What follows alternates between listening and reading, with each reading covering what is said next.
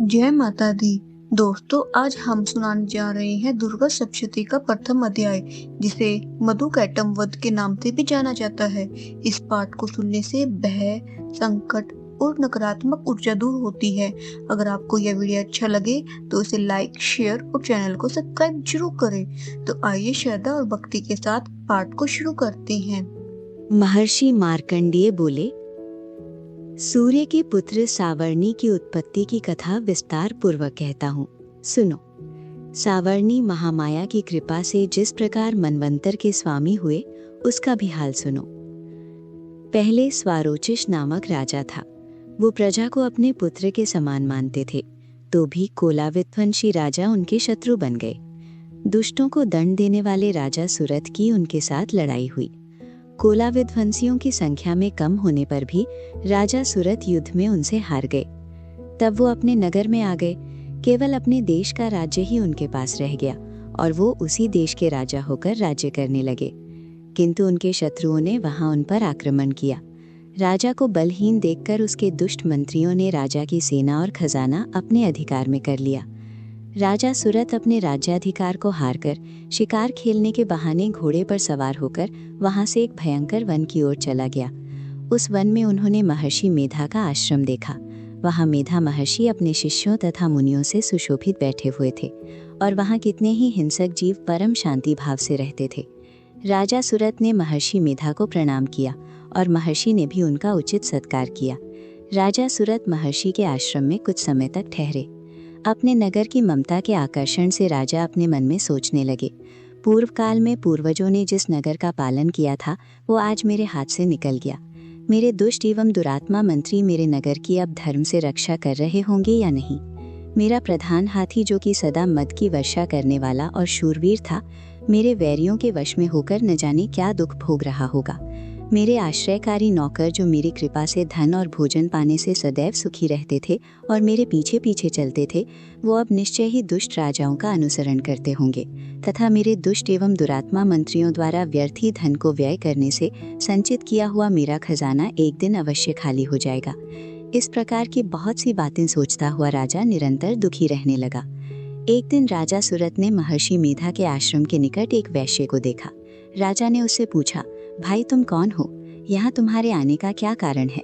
और तुम मुझे शोकग्रस्त और मन मलिन दिखाई देते हो, इसका क्या कारण है?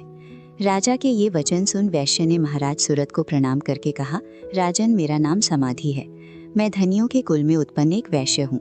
मेरे दुष्ट स्त्री पुत्रादिकों ने लोभ से मेरा सब धन छीन लिया है और मुझे घर से निकाल दिया है। मैं इस तरह से दुखी होकर इस वन में चला आया हूँ और यहाँ रहता हुआ मैं इस बात को भी नहीं जानता कि अब घर में इस समय सब कुशल हैं या नहीं। यहाँ मैं अपने परिवार का आवरण संबंधी कोई समाचार भी नहीं पा सकता कि वो घर में इस समय कुशल पूर्वक हैं या नहीं।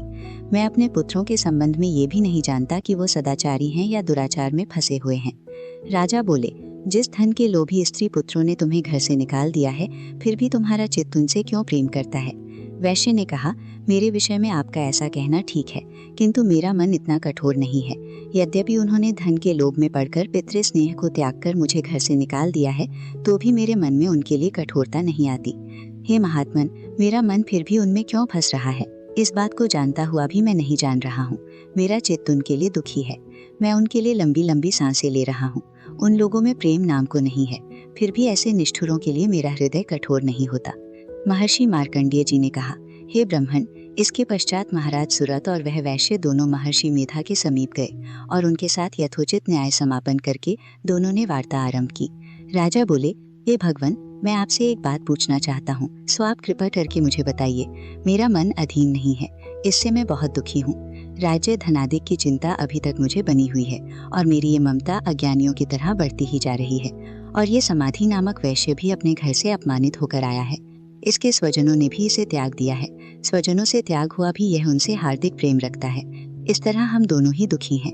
हे महाभाग, उन लोगों के अवगुणों को देखकर भी हम दोनों के मन में उनके लिए ममता जनित आकर्षण उत्पन्न हो रहा है। हमारे ज्ञान रहते हुए भी ऐसा क्यों है? अज्ञानी मनुष्यों की तरह हम दोनों में ये मूर्खता क्यों है?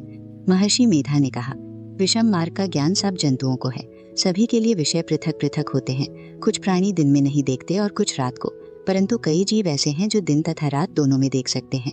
ये सत्य है कि मनुष्यों में ज्ञान प्रधान है, किंतु केवल मनुष्य ही ज्ञानी नहीं होता, पशु पक्षी आदि भी ज्ञान रखते हैं। जैसे ये पशु पक्षी ज्ञानी है, वैसे ही मनुष्यों का ज्ञान है, और जो ज्ञान मनुष्यों में है वैसा ही पशु पक्षियों में है, तथा अन्य बातें भी दोनों में एक जैसी पाई जाती हैं। ज्ञान होने पर भी इन पक्षियों की ओर देखो कि अपने भूख से पीड़ित बच्चों की चोंच में कितने प्रेम से अन्न के दाने डालते हैं। राजन, ऐसा ही प्रेम मनुष्यों में अपनी संतान के प्रति भी पाया जाता है। लोभ के कारण अपने उपकार का बदला पाने के लिए मनुष्य पुत्रों की इच्छा करते हैं और इस प्रकार मोह के गड्ढे में गिरा करते हैं। भगवान श्री हरि की जो माया है, उसी से यह संसार मोहित हो रहा है। इसमें आश्चर्य की कोई बात नहीं, क्योंकि वो भगवान विष्णु की योग निद्रा है। यही माया ही तो है जिसके कारण संसार मोह में जकड़ा हुआ है। यही महामाया भगवती देवी ज्ञानी के चित्त को बलपूर्वक खींचकर मोह में डाल देती है और उसी के द्वारा संपूर्ण जगत की उत्पत्ति होती है। यही भगवती देवी प्रसन्न होकर मनुष्य को मुक्ति प्रदान करती है। यही संसार के बंधन का कारण है तथा संपूर्ण ईश्वरों की भी स्वामिनी है। महाराज सूरत ने पूछा, भगवान, वह देवी कौन सी है जिसको आप महामाया कहते हैं? हे ब्राह्मण, वह कैसे उत्पन्न हुई और उसका कार्य क्या है? उसके चरित्र कौन कौन से हैं? प्रभु, उसका जैसा प्रभाव हो, जैसा स्वरूप हो, वह सभी कृपा करके मुझसे कहिए, मैं आपसे सुनना चाहता हूँ। महर्षि मेधा बोले, राजन, वह देवी तो निराकार है, उसके द्वारा ये संसार रचा गया है, तब भी उसकी उत्पत्ति अनेक प्रकार से होती है। वह सब आप मुझसे सुनो। वह देवताओं का कार्य सिद्ध करने के लिए प्रकट होती है, उस समय वह उत्पन्न हुई कहलाती है। संसार को जलमग्न करके जब भगवान विष्णु योग निद्रा का आश्रय लेकर शेष शैया पर सो रहे थे, तब मधु कैठव नाम के 2 असुर उनके कानों के मैल से प्रकट हुए और वे ब्रह्मा जी को मारने के लिए दौड़े।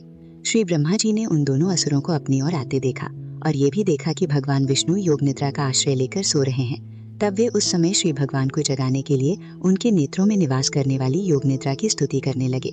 श्री ब्रह्मा जी ने कहा, हे देवी, तुम ही स्वाहा, तुम ही स्वधा और तुम ही वशटकार हो। स्वर भी तुम्हारा ही स्वरूप है। तुम ही जीवन देने वाली सुधा हो। नित्य अक्षर प्रणव में आकार, उकार, मकार, इन तीनों में माताओं के रूप में तुम ही स्थित हो। इनके अतिरिक्त जो बिंदु रूप अर्थ मात्रा है, जिसका कि विशेष रूप से उच्चारण नहीं किया जाता है, हे देवी, वह भी तुम ही हो।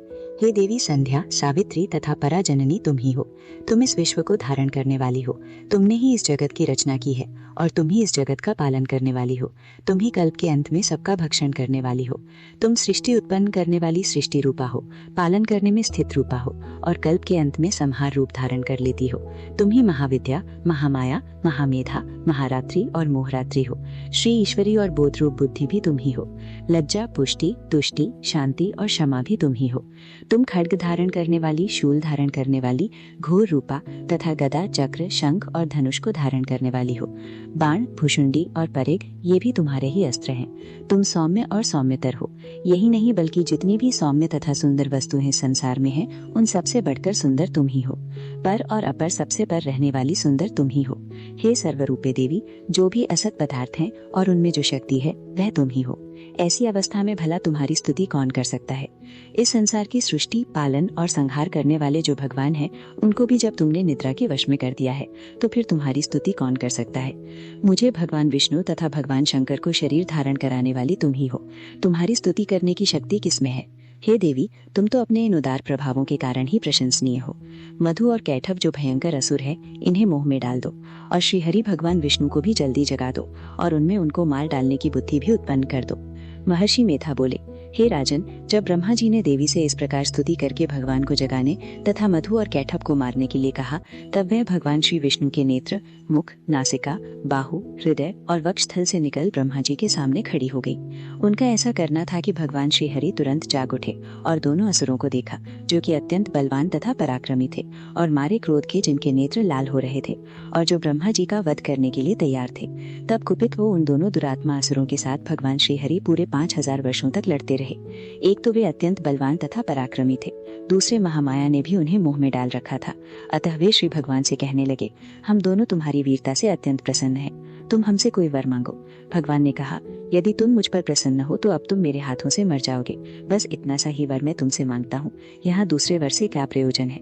महर्षि मेधा बोले, इस तरह जब वे दोनों धोखे में आ गए और अपने चारों ओर जल ही जल देखा, तो भगवान श्री हरि से कहने लगे, जहाँ पर जल न हो, सूखी जमीन हो, उसी जगह हमारा वध कीजिए। महर्षि मेधा कहते हैं, तथास्तु कहकर भगवान श्री हरि ने उन दोनों को अपनी जांघ पर लिटाकर उनके सिर काट डाले। इस तरह से यह देवी श्री ब्रह्मा जी की स्तुति करने पर प्रकट हुई। अब तुमसे उनके प्रभाव का वर्णन करता हूँ, सो सुनो। इस प्रकार दुर्गा सप्तशती का प्रथम अध्याय समाप्त हुआ। जय माता दी।